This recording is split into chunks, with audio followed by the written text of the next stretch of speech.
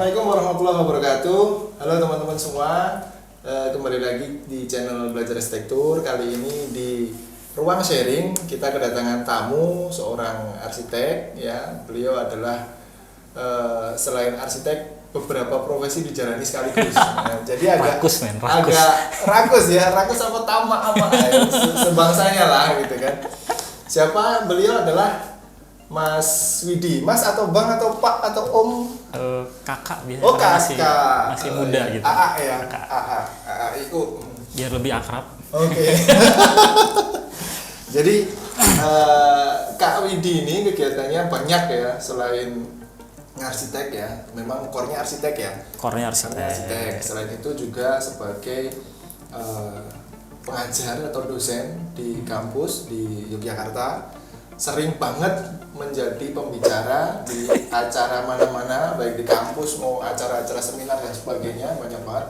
Juga seorang yang mempunyai ketertarikan di berbagai hal-hal yang berbau-bau futuristik semacam itu ya. Jadi kayak tapi futuristiknya arsitektur gitu kan, masih core-nya arsitektur ya. Betul sekali. Kayak yang akan kita bahas kali ini ya. Selamat datang Kak Widi, Mas Widi. Kayaknya aneh ya kalau Kak ya. Aku juga. Aku nih kayak adiknya yang jauh banget. Aku serasa kayak di mall gitu kan. Oke, ya, Kak ya.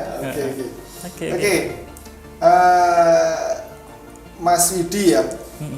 Kita sekarang ini akan masuk ke era di mana digital informasi itu sangat-sangat pesat ya kan? Mungkin sudah masuk. Memang beberapa tahun ke belakang kemarin kita sudah mengenal beberapa kalau di arsitektur mungkin penunjang di desain ya, kayak semacam software.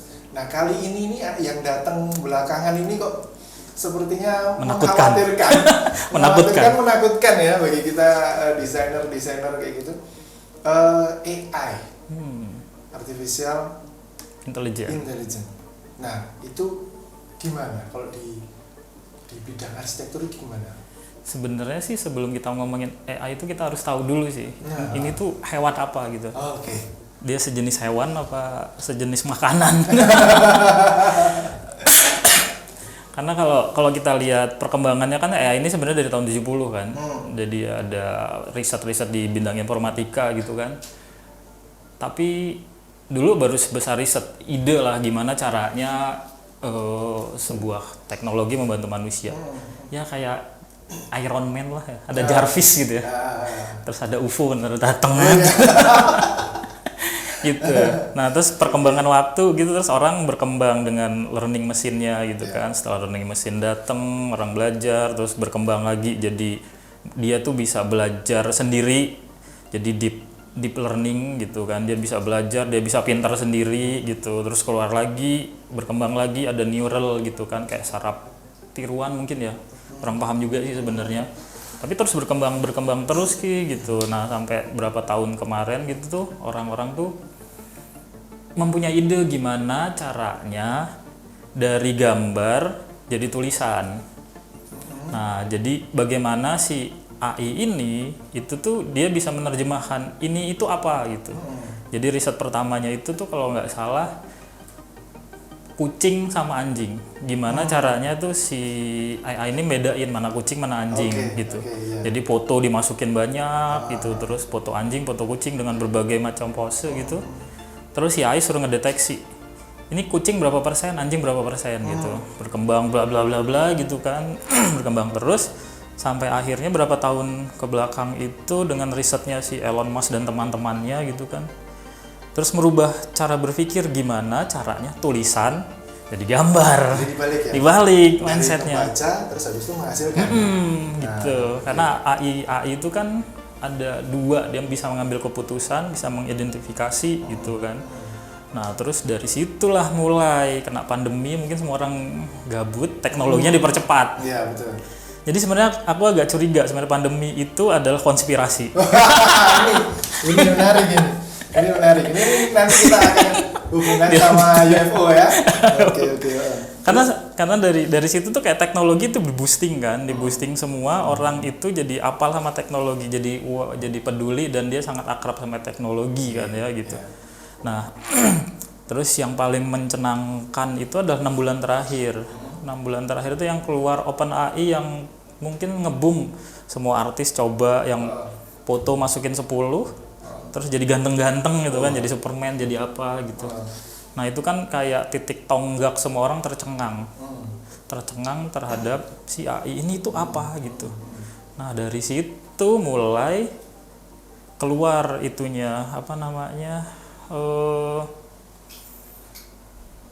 hal-hal yang disembunyikan tanda kutip gitu ya, yang lama mungkin risetnya gitu kan. Nah mulailah AI keluar yang kita lihat sekarang, yang kira-kira tadi pertanyaannya itu tuh jadi teman atau jadi apa gitu. Menurut aku sih itu sih. Kira-kira halal apa enggak gitu ya?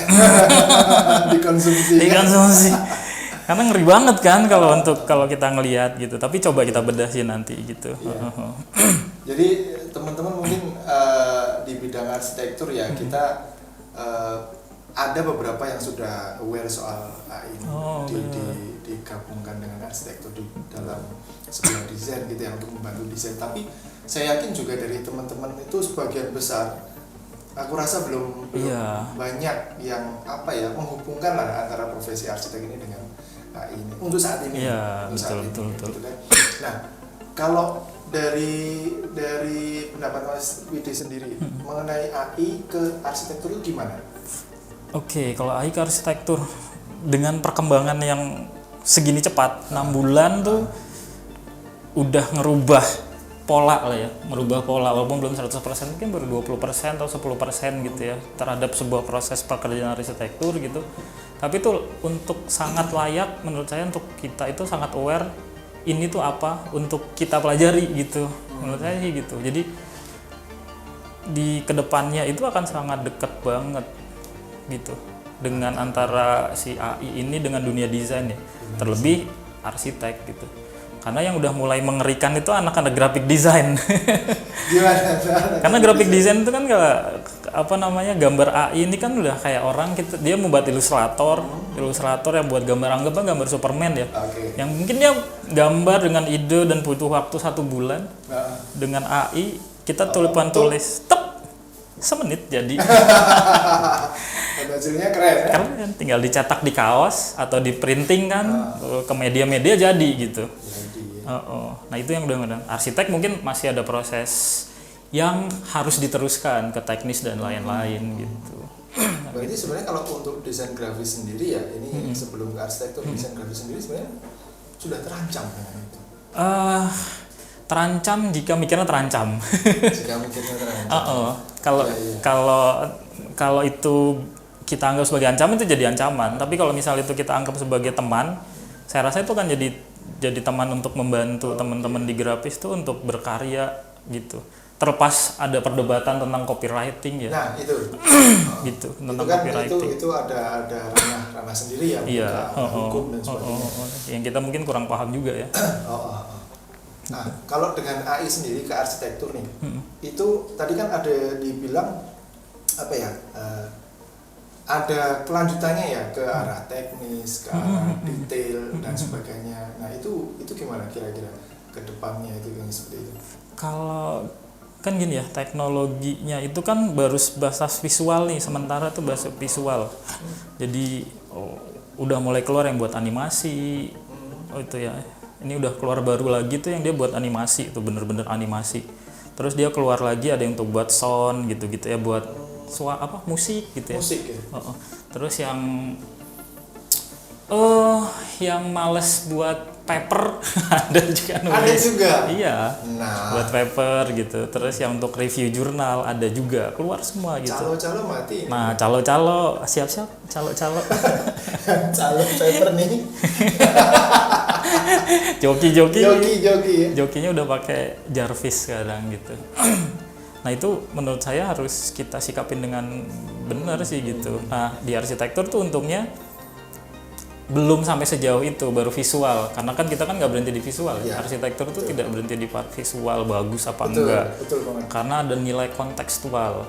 Nah si AI ini rasanya sampai saat ini itu tuh belum bisa membaca tentang kontekstual, kecuali dia yang umum-umum. Misalnya tuh saat kita buat tulisan buat rumah tradisional di Indonesia gitu. Nah, dia konteksnya baru sederhana itu. Oke. Padahal kalau di arsitek kan mungkin ada masalah pencahayaan, matahari gitu. Dan dia baru bisa menerjemahkan apa namanya? Sedangkal, ya bukan dangkal juga ya, sesimpel itu gitu. Sesimpel itu gitu. Nah, PR kita, tapi ini menurut saya di proses desain itu kan ada mencari data, mencari ide, dan menerjemahkan ide. Ya. Nah, di tengah-tengah ini itu bakal digantikan oleh AI. Oke. Mencari ide. Mencari idenya ya. Berarti kan kita juga harus mempersiapkan yang sebelumnya. Iya, thinkingnya. Collect datanya dulu. Collect data. Gitu kan. Dia tinggal menerjemahkan idenya tadi. Bener. Mencari idenya tadi. Jadi agak aman lah sedikit. Masih. Masih aman. Mungkin masih ya. Nggak tahu 5 tahun lagi kan ya udah otomatis jadi robot gitu. Ya karena kan kalau arsitek kan berarti kan setelah gambar ini kan produknya kan bukan gambar ya kita sebenarnya kan bangunan yang jadi. Bener, 1:1 kan. AI ini artificial ini membantu di visualnya. Nah, penerjemahan dari visual ini ke bangunan yang beneran itu kan ada proses lagi kan ya. Betul banget. Struktur penghitungan dan sebagainya. Nah, mungkin nggak ini ada yang lain lagi digabungkan untuk bisa membuat ini. Nah, itu dan sebagainya. Kemungkinan besar itu bisa jadi gitu. Karena semua kan AI itu kan learning machine ya, machine yang dia itu berdasarkan dari istilah kita yang awam ini mungkin big data gitu ya, yang kita bikin big data. Saat big data itu udah kekumpul semua, kan learning machine-nya tadi dia pinter sendiri, belajar sendiri. Mungkin sekarang dia nggak punya ukuran gitu, dia cuma baca komposisi kan, skala gitu. Tapi skala juga sudah ya? Skala saat kita membuat rumah itu kan dia udah buat skala kan. Kita dia buat prompting high rise misalnya, dia akan buat high rise, dia buat middle, dia akan buat middle gitu. Nah, tapi yang tentang angka, misalnya kita masukin 3 meter dia nggak bisa baca. Belum, saat ini belum. Setahu saya gitu ya, yang setelah saya coba beberapa AI gitu yang bersebaran di dunia maya gitu tuh belum. Sejauh ini belum gitu. Kalau itu sudah, Waalaikumsalam. pensiun ini ya. Pensiun. Tapi menurut saya itu yang harus disiapin dunia arsitek gitu ya, di dunia arsitek itulah di depan sama di belakang. Yang dalam jangka waktu 5 tahun ke belakang ini ya, itu rasanya di depan sama belakang, cara berpikir sama cara menerjemahkan. Betul. Karena di pola desain yang tadi ya, di transformasi desain dan idea itu udah dibantu sama si Jarvis ini. Kan kita tinggal ngomong, buatkan saya rumah gitu kan, image rumah gitu kan, jadi brung gitu kan. Terus kita tinggal menerjemah, kita cari orang untuk apa, atau kita menerjemahkan itu menjadi hal teknis, materialnya apa, ukurannya berapa, skalanya seperti apa gitu. Nah, itu juga jadi yang saya riset itu, mungkin yang tak coba buat Instagram sendiri itu kan, itu riset saya gimana saya dari AI ini tak terjemahin ke Dena. Ternyata mungkin sekali gitu. Gitu. Ini informasi nih soal yang sudah dilakukan Mas Yudi ya, ada di Instagram ya. Ada di Instagram. Nanti dicek aja Instagramnya apa tadi Mas? Ada AI.arsitektur. AI.arsitektur. Kalau itu yang bagian aku coba-coba untuk eksperimen bentuk-bentuk, pokoknya yang kemampuan si AI sekarang gitu. Nanti bisa dilihat di deskripsi ya. Itu di AI arsitektur ada karya-karya yang sudah dicoba dengan AI ya. Yang itu saya tuh nggak cuman nulis doang gitu. Cuman coba menggabungkan kalau kita di arsitektur kan ada ya, amati, tiru, modifikasi. Nah, itu yang coba. Dia coba gimana dia menerjemahkan bangunan tradisional, misalnya yang di sana itu ada Minangkabau. Minangkabau gimana ya dia menerjemahkannya gitu, ternyata di luar ekspektasi gitu.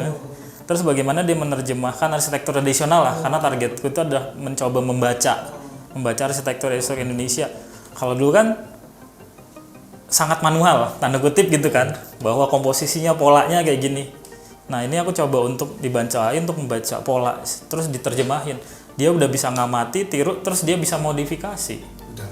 Udah modifikasi karena dia udah jadi bentuk hal baru. Saat itu di blending saya udah coba, misalnya rumah di Instagram saya, mungkin teman-teman bisa lihat di Instagram, itu ada yang coba saya gabungin antara bangunan Sumba, rumah Sumba dengan karya Zaha Hadid. Nah, Kan? Terus dia tuh bisa buat sesuatu yang baru gitu. Jadi hewan baru tuh si itu. Gitu. Jadi terus jadi mikir-mikir, jangan-jangan kita bisa menerjemahkan arsitektur Nusantara yang jadi perdebatan nih panjang gitu kan. Mungkin banget ya. Dengan terjemahan teknologi ya tentunya ya, dengan segala subjektivitasnya gitu kan gitu. Itu jadi gila banget kan gitu. Jadi akan sangat tidak terbatas untuk mencari ide. Maka itu tadi kita harus mempersiapkan kita sebagai manusia tentang berpikirnya, terus bagaimana kita mewujudkan itu menjadi 1:1. Artinya ketika itu berada di tengah dan si manusia itu pasti harus di bagian pertama tadi ya. Bener. Artinya kan si artificial ini membutuhkan manusia dan membutuhkan asupan data sebelumnya. Dia butuh Iron Man ya. Man-nya ya. Ini butuh man-nya. Yang satu mengoperasikan, yang kedua dia memberikan perintah. Tapi sebelum mengoperasikan dan memberikan perintah itu kan harus memasukkan data dulu ya. Bener. Tadi kan dibilang kombinasi antara rumah Sumba dengan gayanya Zaha Hadid. Nah, berarti ketika dia belum punya data tentang rumah Sumba dan Zaha Hadid, dia mungkin enggak? Dia sangat random, akan sangat random. Kita bisa jadi, tapi uncontrol. Kan kebutuhan kita itu kan controlling ya, gitu. Kalau tidak terkontrol ntar jadinya nggak jelas gitu. Tapi kita butuh uncontrol. Nah, kemampuan thinking tadi itu tuh untuk mengkontrol si AI. Jadi tetap manusia dibutuhin tuh. Manusia dibutuhin untuk mengkontrol karena ya tadi rasa dan itu nggak bisa digantiin kan. Yang tidak bisa digantikan oleh teknologi itu kan rasa. Nah, tetap ditemani lah AI-nya. Berarti kita sebagai arsitek tetap harus ibaratnya kalau di dalam desain kan mengkonsep ya, konsepnya seperti ini, ya menerjemahkan konsep itu menjadi sebuah visual dengan cepat sekali banget. 1 minute ya, tinggal kedip mata jadi ya. Gitu. Terus nggak perlu beli source komputer yang mahal-mahal. Wow. Itu kan yang selama ini jadi momok kan? Jadi momok. Karena modal. Selain spek komputer, software yang berbayar dan sebagainya. Nah itu kayak jadi jawaban. Jadi bagaimana saudara-saudara? Makin ngeri ya. Jadi itu tuh kayak antara jawaban sama pisau belati. Iya. Itu tuh kayak jadi resolusi dan pisau belati. Itu jadi si pisau ini tuh bisa jadi bunuh atau dia bisa untuk cari makan. Betul. Kalau untuk pengoperasian sendiri biasanya dengan ketikan ya? Dia pakai istilahnya kalau dia yang sekarang ini ada prompting gitu. Prompting ya? Membuat prompting itu gitu. Itu berbentuk tulisan? Bentuk tulisan atau semua. Sudah bisa pakai suara? Saya maunya ini. Enggak, masih tulisan sih, dia membaca tulisan. Jadi dia itu jadi kita harus bisa memvisualisasikan ide kita ke dalam bentuk tulisan yang akan diterjemahkan oleh si learning machine ini menjadi bentuk gambar. Gitu, jadi tulisan-tulisan. Ada selain kemampuan kita mengkonsep, kita harus bisa menerjemahkan. Nah, kadang-kadang bahasa itu akan berbeda objek gitu. Nah, itu juga karena ada kayak kalau saya lihat di beberapa kajian kayak pengajian. Ya kalau ngelihat di YouTube gitu ya gitu tuh. Mereka tuh sampai ada kayak kursus sama mengcrafting promptingnya. Jadi mereka udah punya rumus. Tapi nggak tahu nih berjalan terus masa teknologinya. Saya rasa sih makin sederhana ya. Bakal akan semakin sederhana. Makin mudah kita untuk ngomong dan diterjemahkan oleh dia. Betul. Kalau dulu ada rumus-rumusnya, ada rumus-rumusnya lah gitu. Tapi sekarang tuh kok jadi semakin simpel gitu, tak rasa gitu ya. Gitu. Oke. Kalau berarti dari artificial ini berwujud sebuah image sementara. Bukan. Kalau yang itu. Alatnya ini berupa software. learning mesin. Learning mesin. Dia konteksnya nggak tahu ya kalau di dunia apa namanya komputer itu learning mesin itu software apa bukan, saya kurang paham gitu ya. Tapi dia tuh kayak biasanya dibuat pakai bahasa Python gitu-gitu, terus pakai bahasa planet itulah, planet UFO ya. Jangan-jangan Anaconda kali ya. aku curiga itu tuh bagian dari konspirasi UFO ini. Bisa jadi. Teknologi ini podcast yang lain lagi. Iya, kita bahas ini sampai malam. Teknologinya ditetesin kecil-kecil gitu. Iya ya. Jangan-jangan sebenarnya udah kerjasama nih. Nah itu makanya hati-hati loh. Kan kita bayarnya kan kurang, jadi mereka ngasihnya dikit-dikit kan gitu kan. Itu sih. Iya. Jadi sebuah learning mesin, kemudian, nah itu kalau kita mau menggunakan gimana? Ada yang bisa buat sendiri gitu kan, atau yang udah mereka buatin, kita tinggal user aja. User. Tapi kayaknya kalau untuk arsitek user kali ya. Kayaknya untuk belajar bikin sendiri tadi. Kayaknya harus kuliah informatika gitu. Kayaknya umur nih.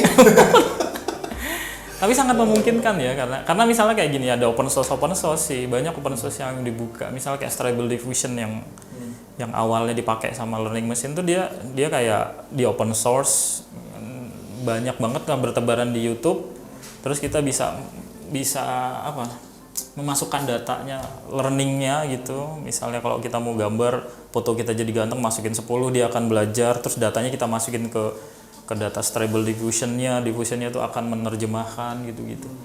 Dan itu lebih ngeri lagi, akan menggantikan kalau kita di arsitek itu kan ada montase, ingat nggak sih? Yang kita nanam pohon, taruh orang gitu ya. Nah ternyata di itu udah nggak ada, kita tinggal ngapus, tinggal kasih hasil renderan kita tuh, hasil gambar lah, image masih kosongan, anggap, terus kita kasih tanda, di situ akan kita kasih pohon, kita kasih aja tulisan tree, tree-nya nongol. Terus pengen orang, people, tring gitu, nggak usah lagi belajar tentang teknik memotong. Iya. Lightingnya dari kan mana? Pakai Photoshop kayak gitu kan. Itu udah Satu-satu taruh kayak gitu. Ini sekarang udah enggak ya? Itu tinggal dihapus dan kata-katain, ngasuk kayak gitu. Dikata-katain. Merahin kuping dong. Merahin kuping bener. Tapi nih sejauh ini sampai saat ini kan, ini kekurangannya AI apa kalau di bidang arsitektur? Berarti ya dia baru visual doang sih. Jadi dia baru sebatas image. Ada sih beberapa, tapi belum saya coba gitu, yang dia udah menerjemahkan jadi 3 dimensi. Udah ada nih, tapi baru dot. Jadi saya udah nyoba tuh di Google Collabs gitu. Kita nulis lah, misalnya buat sepeda gitu. Terus dia jadi 3 dimensi, tapi dia belum bentuk surface. Kan ini kan surface tuh gitu. Dia itu baru titik. Ingat nggak sih kalau kita dulu sketsa terus titik gitu? Nah kayak gitu dia jadinya. Tapi kalau dari jauh itu kelihatan shape-nya. Tapi kalau kita zoom itu kumpulan titik. Kalau di 3D Max itu ada vertex. Vertex lah. Bener itu. Masuk kumpulan vertex, tapi udah kelihatan. Nah itu kan teknologi tinggal dikit lagi, tinggal namain surface. Jadi udah. Ya sebenarnya kan bidang itu sebenarnya kumpulan dari titik-titik. Satu, kan? Iya bener. Itu tinggal resource server komputer gitu kan. Gitu. Ayo. Gimana ini teman-teman, gimana ini coba? Tapi ya kita harus aware ya, harus tahu dari sekarang gitu. Jadi nggak boleh ditampikan gitu. Karena kalau ditampikan ya ntar akan tertinggal. Nggak bisa, karena kita nggak bisa ngelawan itu. Nggak bisa ngelawan teknologi.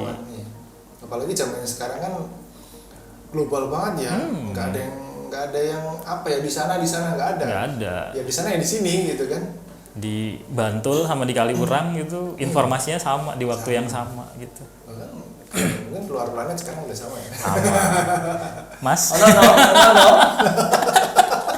Jangan gitu. Iya. Gitu. Kalau dari adanya itu ke dunia arsitektur kan berarti kan pisau bermata dua tadi ya, kalau kita bisa memanfaatkan ya menambah hasanah itu kita. Ini prediksinya perkembangannya AI di dunia arsitektur nanti penggunaannya seperti apa kira-kira ke depan? Berapa tahun ke depan nih? Berapa tahun ke depan? Ya kira-kira mungkin 10 tahun ke depan, 5-10 tahun ke depan gitu. Aku rasa kalau dalam jangka waktu pendek, misalnya di 2 tahun ini sih dia bantu kita di visual. Masih di visual aja. Aku rasa sih masih di visual ya, tapi nggak tahu ya kecepatan teknologi yang kita lihat ini kan sebenarnya tetes-tetesan yang tidak dikeluarkan gitu kan sebenarnya.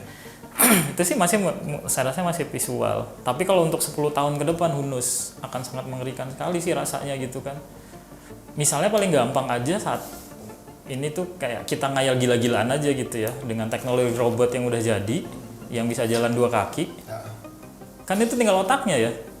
Ini pernah aku bahas itu. Iya. Yang itu. Jadi kan kita ada film Terminator tuh. Nah, agak melenceng dikit ya. Kan ada film Terminator tuh. Dia kan wujudnya secara fisik beda dengan manusia. Yang membedakan awalnya kan cuma di otaknya. Kan beda tapi aja terus akhirnya kok bisa hidup merasakan. juga, merasakan, berpikir harus bagaimana. Pernah aku bahas ini sama seorang bule waktu itu di komunitas yang lah, gitu kan. Dia juga ngomongin soal artificial intelligence kayak gini kan. Sebenarnya apa yang membedakan ini? Kita berpikir kan ada yang namanya saraf otak, saraf neuron dan sebagainya. Gitu. Jika neuron ini ditaruh di sebuah benda dan itu bisa terkoneksi dengan organ-organ yang lain dan sebagainya, ini kan misalkan neuron-neuron yang sama dengan makhluk hidup kayak gini. Artinya benda ini tadi menjadi hidup dong. Iya, betul sekali. Iya kan, tinggal dikonekin aja misalkan neuron ini yang menggerakkan tangan gitu kan, tapi tangannya itu tangan bionik misalnya gitu kan, atau mungkin metal dan sebagainya. Berarti bisa. I think yes. Kalau ngelihat sekarang, yes gitu kan. Karena teknologi kita lihatlah di YouTube ya. Sekarang kan kita cuma andalannya YouTube gitu ya. Robot-robot yang jalan dengan 2 kaki dan dia sangat sempurna, yang misalnya ditendang terus dia bisa berdiri lagi, itu tuh udah gitu. Berarti kan tinggal otaknya kan. Nah, si AI ini kan learning terus nih, belajar terus. Dia akan mengambil data sedunia mungkin apa seberapa kalau nggak dibatasin. Itu kan tinggal diinsetin aja ke sistemnya. Saat dia sistemnya itu udah jadi, dia akan jadi hidup. Konteks apakah dia akan punya rasa atau enggak mungkin kita nggak tahu, tapi dia akan hidup kan. Dan dia mungkin akan bisa ngambil keputusan sometime.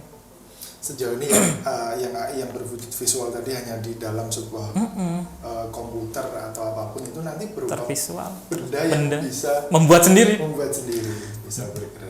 Bayangin sih tadinya tuh dia bentuknya learning machine yang dia cuma di komputer atau di servernya itu dipindah ke otak si robot.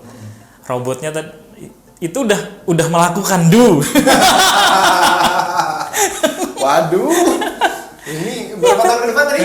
Masih 10 20 kan. Iya. Udah pensiun kita ya. Udah lah. Di usia kita kan udah pensiun, enggak merasa terancam gitu. Yang sekarang ini masih sekolah, nah hati-hati ke depan mahasiswa itu. Aku rasa itu ya segampang itu kan, maksudnya mereka tinggal nginsetin aja kan. Benar. Gitu, tinggal rule-nya aja gitu kan. Mereka terus mikir, kalau kehabisan baterai gimana caranya? Mereka ngecas sendiri kan? Ngecas sendiri, udah bisa mikir, udah tinggal 5% gitu. Kayak drone udah mau mati kan dia balik lagi inline-nya kan. Gimana caranya biar nggak ngecas? Oh pakai baterai, pakai baterai ada. Oh gimana biar nggak pakai kabel? Oh pakai sinar matahari ya. Kayak Superman kan kalau udah capek dia terbang. Pakai sinar matahari harus nangkap, ada solar ininya. Udah bikin sendiri loh. Gimana coba? Karena semua rumus udah di database mereka semua kan. Sebenarnya bahaya kita kasih informasi ke mereka ini ya. Tapi itu yang akan terjadi ya 5-10 tahun mungkin atau 20 tahun lagi kita hunus lah yang bagian itu kan. Nah, kalau apa itu kita ngomongin soal robot ya, robot kan masih dalam umum, secara umum gitu kan, belum ke arsitektur ya. Tapi sebuah robot mandor, robot pekerja kayak gitu kan. Itu jadi kayak film banget ya kayak. Ini kita tuh belajar sci-fi nih. Itu kayak gimana coba kayak gitu. Kan ada 3D printing kan? Iya, 3D printing. Yang sudah jadi semacam apa ya? Lengan robot. Organ kita gitu kan, yang dia beraktivitas untuk menciptakan sesuatu sendiri kan, artinya kan dia kan. tinggal diperintahkan. Tinggal diperintahkan, you ini, Iya. tuh sendiri. Itu masih dalam lingkup yang saat ini Iya. sederhana. Kedepannya mungkin aku kurang setuju dengan kecepatan sih, percepatan. Ya kan, logonya A dulu kalau di fisika kan. Oke. Nah itu 5 tahun ke depan itu berkali lipat lagi kan, Iya. berarti kan lebih Lompatan kuantumnya mungkin cepatnya bisa itu kan. banget. Tahu-tahu kita bisa melihat robot yang mungkin mirip Pak siapa Siapa? gitu kan, lagi mandoring kan, itu tuh dipaku tuh itu kurang. Bisa banget gitu. Berarti itu ke dunia konstruksinya bisa mengarah ke situ ya. Iya, kalau itu udah mungkin sekarang lagi mahal ya, tapi kan kayak dulu kita komputer beli mahal banget, sekarang jadi produksi massa kan. Produksi massa. Terus kita ngapain dong besok kalau mereka udah kayak gitu? Kita inget film itu nggak sih yang dulu lupa judulnya gitu, yang orangnya itu tuh di rumah gemuk-gemuk, terus avatarnya yang jalan-jalan. Lupa namanya. Iya. Ada itu filmnya. Ya sebenarnya kayak avatar juga. Iya, itu kan jadi avatar. Yang aslinya diem tidur kayak gitu kan. Dia tidur gitu kan, yang harusnya dari rumah takut. Tapi sebenarnya kalau kayak gitu otaknya masih otak kita kan. Ini kan otak dia sendiri. Nah itu ntar si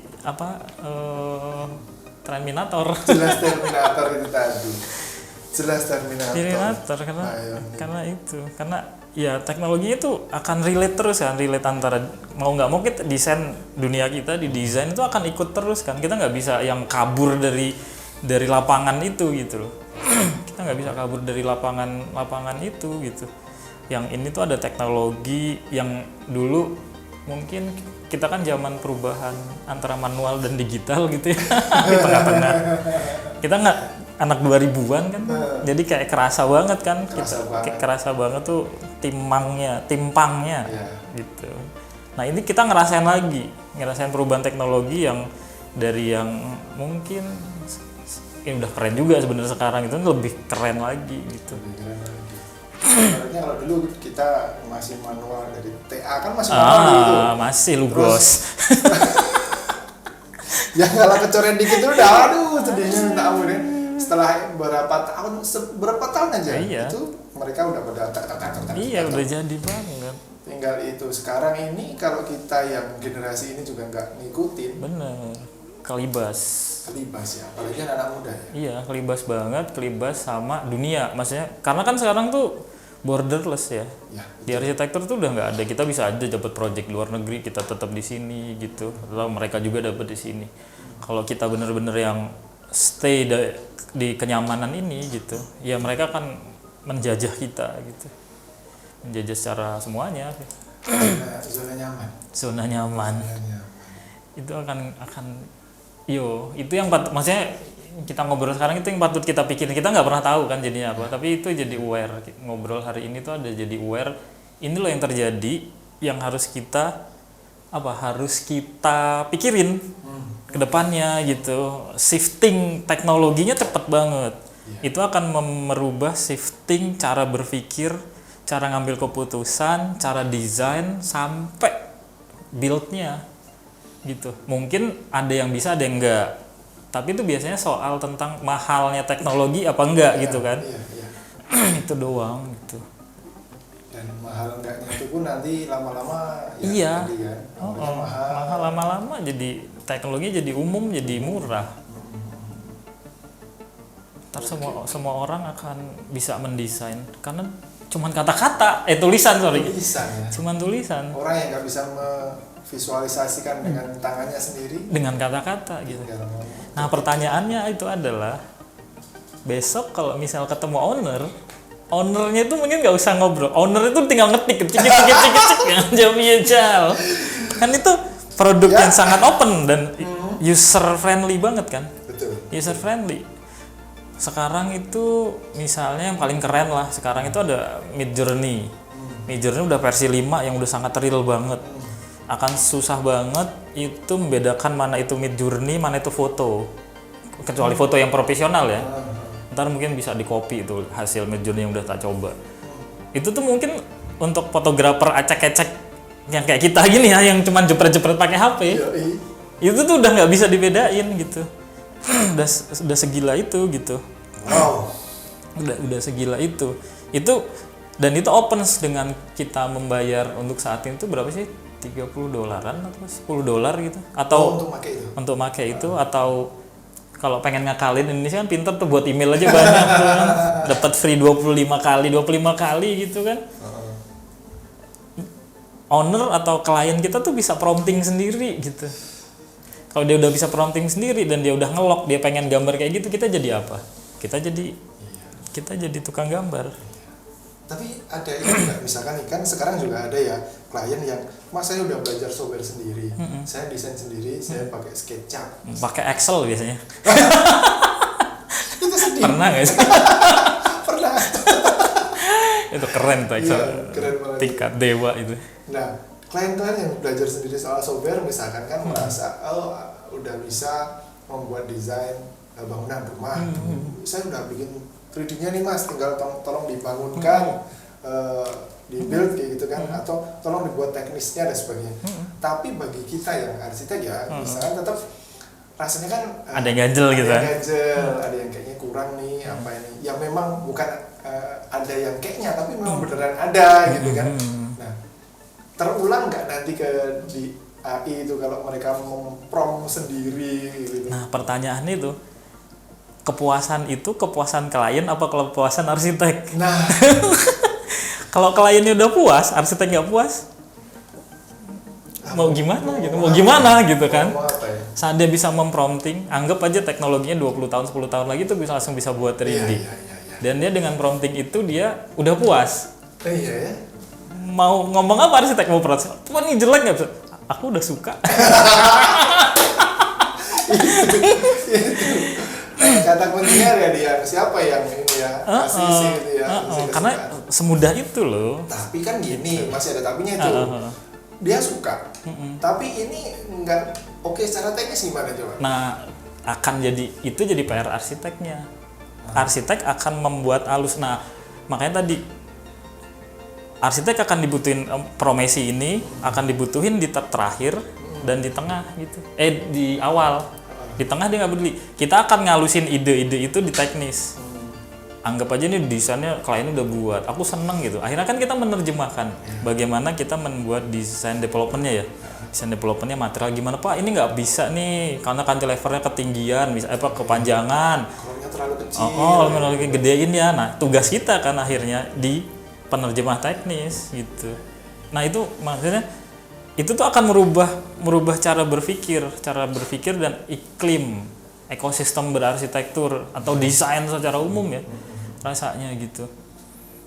Karena itu akan benar-benar yang ya nggak tahu lagi nih harus gimana tuh gitu. Kalau kita tuh benar-benar nggak bisa ngerti cara berpikirnya si teknologi ini gitu. Kalau kita tetap bersikeras, oke nih arsitektur itu punya gitu. Tapi kenyataan teknologi itu tuh one click and one word you can do anything gitu kan. You can make an good image gitu ya. Gitu kan. Peran arsitek nantinya hanya di development aja. Itu yang aku takutin sih. Yang aku takutin itu adalah arsitek berperan sebagai di bagian terakhir gitu. Ya, itu yang aku takutin. Penyempurna aja. Nggak dari awal mengeluarkan ide kan jadinya kan. Itu yang ditakutin. Dan sekarang udah banyak loh, walaupun belum pakai AI ya. Iya. Tapi mereka udah desain sendiri. Mas, saya pokoknya maunya kayak gini. Iya, pakai Excel tadi dikirim ke Excel, pakai belajar Google SketchUp dan mereka download sendiri. Kalau kita ngomongin salah enggak gitu. Ya, mereka suka. Jawabannya sih kita belum tahu ya, jawabannya kayak apa. Ini kayak kita berimajinasi menebak-nebak masa depan. Dengan teknologi yang baru awalan ya. Teknologi yang awalnya udah sangat ibaratnya ini baru awalan loh. Awalan udah kayak gitu. Udah mengagetkan untuk di part visual gitu. Part visual dan ide. Sementara yang lain-lain masih ngomongin soal yang tadi kan? Iya. Yang bikin emosi tadi. Iya. Ya ini gimana dong? Iya. Gitu. Mau berkutat di sini terus. Iya gitu. Karena akan berbeda banget gitu. Oke, arsitek ya mungkin agak melenceng dikit gitu, menyentuh hal-hal yang teknis dan administrasi gitu, itu benar juga gitu. Cuman kenyataannya semua orang tuh ntar akan bisa menggambar gitu. Semua orang tuh akan bisa menggambar dengan kata-kata apa bisa dibendung? Nggak bisa gitu, nggak bisa dibendung. Juga masukan buat kita semua artinya Iya, kita benar. sebagai arsitek jangan hanya apa ya yang cara-cara lama lah Iya. yang cara lama administrasi dan sebagainya itu artinya kita nggak usah lah membuat itu menjadi terlalu Kaku gitu. kaku. Dunianya berubah cuy Dunia gitu ya. dunia berubah ngalir gitu kan. Iya, harus improve. Kalau kita cuma diem aja ya gak kena gelombang. Iya, kan, kena ya. gelombang, kena improve. Hancur. Ya teman-teman ya seperti itu ya. Mohon ini yang gimana ya mau ngomong ya gitu kan. Iya ya kan. Iya, ini kenyataan dunianya tuh kayak gini tuh. Maksudnya itu ada teknologi yang benar-benar mendistrupsi. Mendisrupsi kita tuh dalam banget gitu. Ya yang gimana gitu, nggak yang tetap harus kita pikirin tapi ya gimana kan, bingung juga sebenarnya, dalam posisi bingung untuk mensikapinya. Itu bisa diakses oleh siapapun, Gitu. arsitek maupun si klien. Bener gitu. Cara komunikasi ke klien juga beda gitu. Bayangin nih, misalnya kita ketemu, kalau dulu kan kita tuh ngobrol omong kosong ya, maksudnya kita ketemu klien terus kita bapak pengennya apa, saya pengennya ini, saya pengen punya ini, pengen ini gitu kan. Terus kita pulang 1 minggu menggambar, cari ide, bla bla bla bla, terus kita balik lagi, oke ini saya setuju, atau wah tidak sesuai dengan ekspektasi saya, kan kemungkinan dua itu kan gitu. Dan itu kan punya waktu, anggap aja paling cepat 1 minggu gitu. Langsung ACC gitu. Langsung ACC gitu. Dengan AI kita sambil ngomong, terus kita sambil prompting.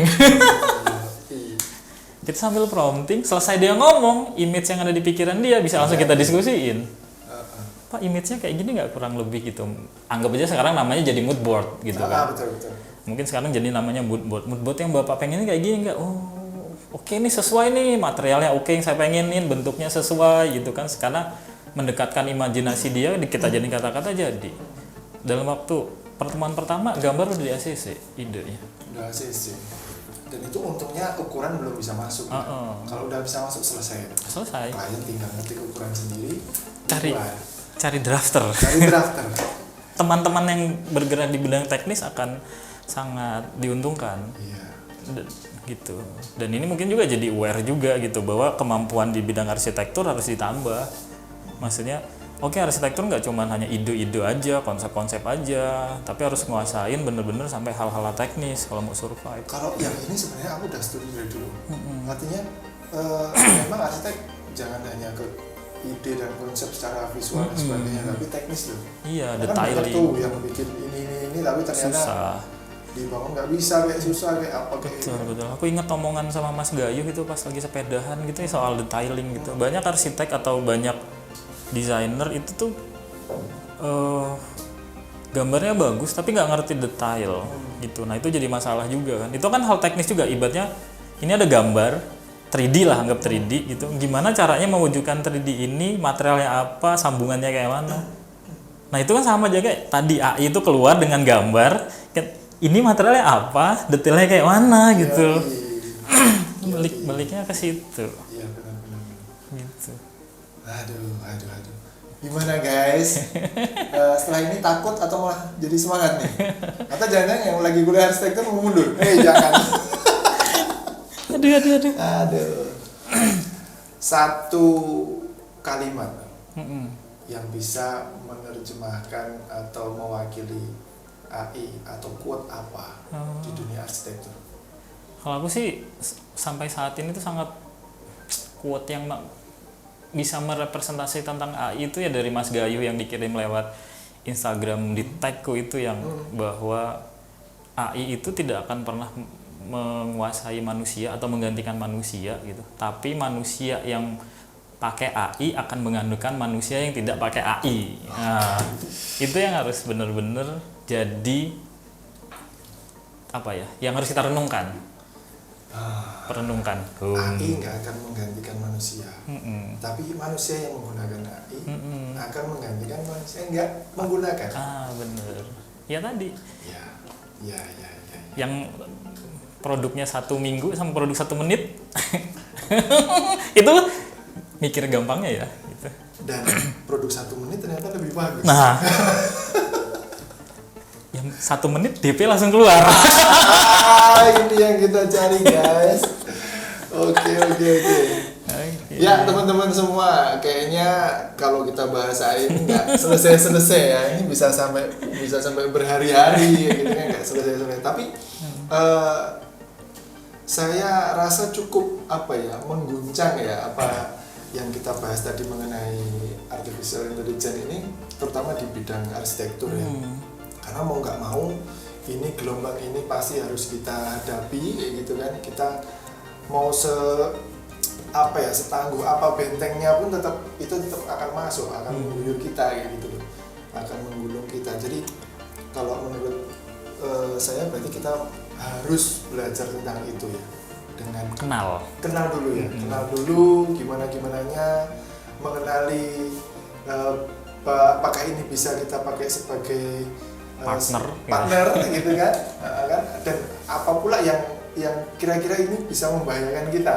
Karena harus kita tangkis lebih dahulu ya. Nah teman-teman semua, kalau dari teman-teman ingin lebih dalam lagi belajar soal artificial intelligence di bidang arsitektur, bisa nih, boleh ya langsung belajar dengan AAPD. Sama-sama belajar, sama-sama kenal. Sama-sama kenal dulu ya. Kan udah belajar duluan, udah kenal duluan. Iya, kan? Tinggal nembak ya.